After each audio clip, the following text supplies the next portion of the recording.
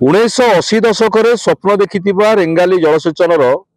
आज पानी माड़ी आठगड़ अंचल दीर्घ 42 वर्ष पर आउ मुख्यमंत्री नवीन पट्टनायक रेंगाली राइट केनाल को आज शंकरपुर ठारे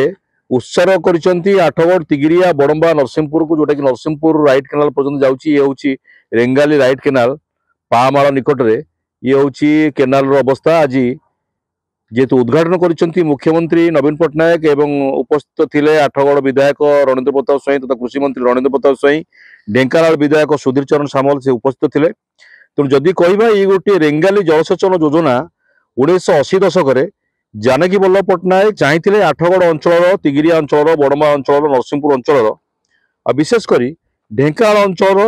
एवं अर्धाधिक राज्यर अर्धाधिक ओडिशा जलसेचन हम से परिप्रेक्षी रे आज केतेकांश सफलता मिली राज्य सरकार को आ दीर्घ 42 वर्ष लगी आठगड़ अंचल को जलसेचन सुविधा देवाई रेंगाली मध्यम ये गोटे विराट बड़ प्रोजेक्ट थिला जो प्रोजेक्ट को आज चाषी माने